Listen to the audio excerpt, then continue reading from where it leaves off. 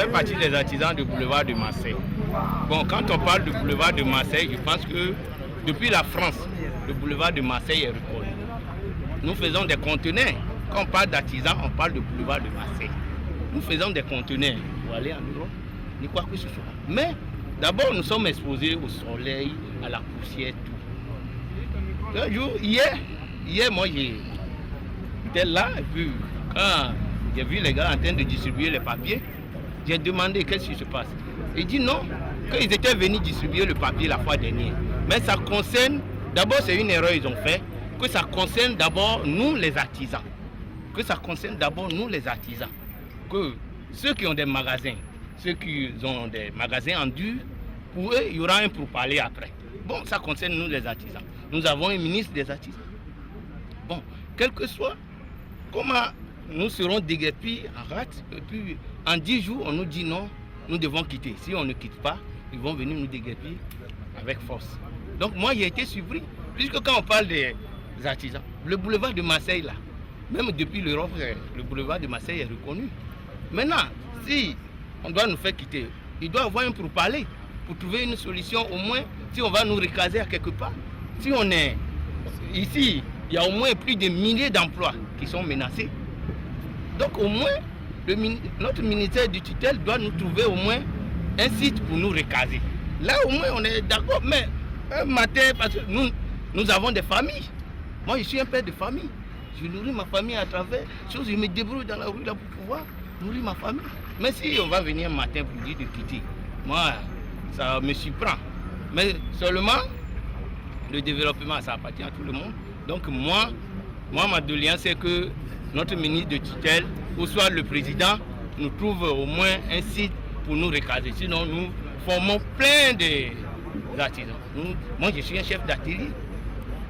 Actuellement moi j'emploie plus de 20 personnes. Si on me met à la rue, que ceux-là vont devenir.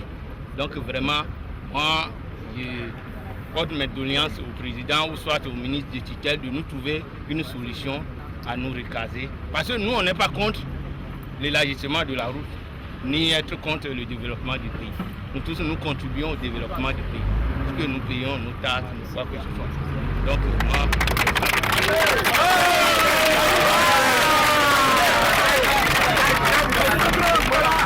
Mon nom c'est Komlavi Kwami. Ouais. Dis le mot là. Depuis 1984, nous exerçons le métier sur le boulevard de Marseille. Par nos surprises, nous avons eu un papier de déguerpissement durant 10 jours. Et c'est trop petit. Donc nous demandons à l'État s'il peut venir au secours de nous. Souvent nous attendons que nous avons un site qui a été prévenu pour nous. Mais nous n'avons pas encore vu. Nous pleurons pour l'État. Nous sommes très d'accord pour l'élargissement de la route. Mais l'État n'a qu'à voir pour nous chercher une place à nous recager. C'est nos sourcils. Et les 10 jours sont trop peu. Si on nous déguerpit moins de 10 jours ou plus de 10 jours, ça sera répondu au tribunal par nos clients. Nous ne pouvons pas les satisfaire. C'est mon doléance à l'État et je passe mon adjoint à vous répondre. Monsieur Kablan. Monsieur Kablan. Bon, il faut répondre aussi. Et j'exerce sur le boulevard de Marseille en tant que céramiste. Et nous avions eu ensemble ce mot d'ordre qui nous dit de déguerpir en 10 jours. Même pour faire sortir 3 machines seulement de cet atelier-là, on ne peut pas le faire en 10 jours. À plus forte raison de grand nombre que nous sommes. C'est pour élargir le goudron, la route. On dit que la voie précède au développement. Nous sommes tous pour ce développement-là. Mais de grâce, si pour quelque chose qui est une voie, nous avions vu l'autoroute Abidjan-Bassam, le temps que ça a mis. Mais si nous devrions déguerpir en 10 jours, est-ce qu'en 10 jours on peut faire cette voirie-là? De grâce, c'est notre président, ce sont nos autorités ils nous connaissent encore mieux que nous-mêmes. Et ils connaissent nos difficultés, surtout en ces temps qui courent.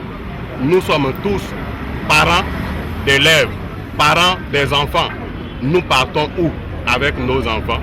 Nous ferions quoi de ce qu'on a pris leur commande? Déjà, les commandes se font rares.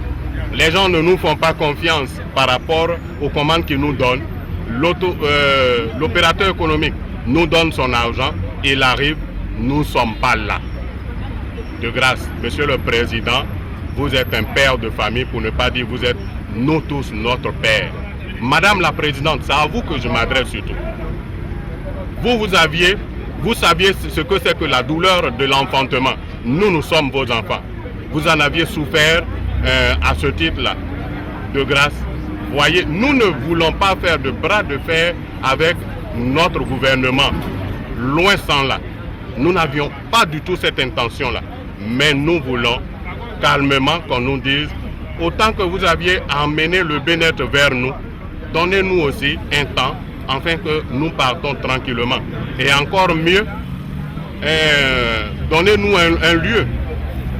Lorsque un touriste vient en Côte d'Ivoire, je pense que ce n'est pas pour regarder les jolies maisons de Côte d'Ivoire. Si c'est pour les jolies maisons, ils en ont chez eux.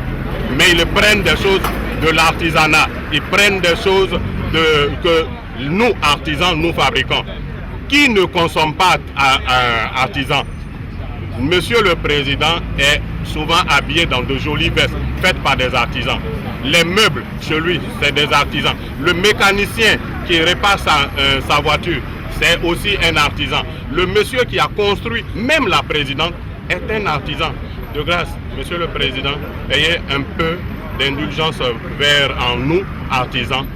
De grâce, donnez-nous une place, afin que nous nous casons, pour que vive l'émergence que nous prenons tant. Cette émergence-là se ferait avec les artisans.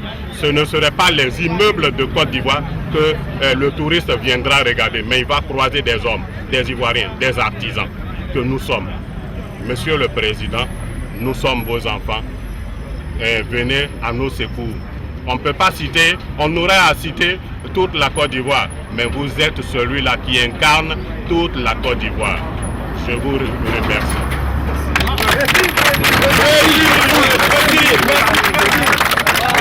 Bonjour, messieurs, dames. C'est moi aussi, Michel. Nous sommes les artisans de zone 4. Faisons face à Cachinter. Si on parle d'artisans, à cause de cet artisan, nous sommes voyagés. Et nous sommes représentés la Côte d'Ivoire 2011 au Togo. Et CAO aussi, on est parti représenter la Côte d'Ivoire.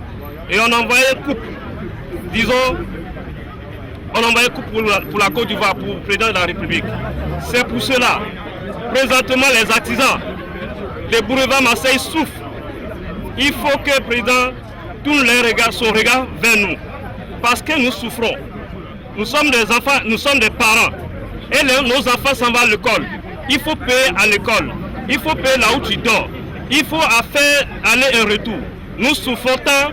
Nous demandons pardon de tourner un regard vers nous pour donner un délai qui peut nous arranger. Parce que si effectivement, si les gens quittent ailleurs, les Blancs quittent dans leur pays, s'ils viennent, c'est chez nous, ils voient des bonnes choses.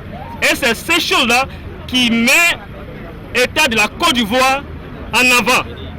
Partout nous passerons, la Côte d'Ivoire en avant à cause de l'art. L'art est très important. Il faut que le gouvernement prenne soin de nous. Pour qu'ensemble, développement, ça se fait ensemble. Ça ne se fait pas individuellement. C'est pour cela on a besoin de lui. Il faut que lui aussi, il n'a qu'à besoin de nous aussi. Pour que l'ensemble, quand il va grandir, je vous remercie.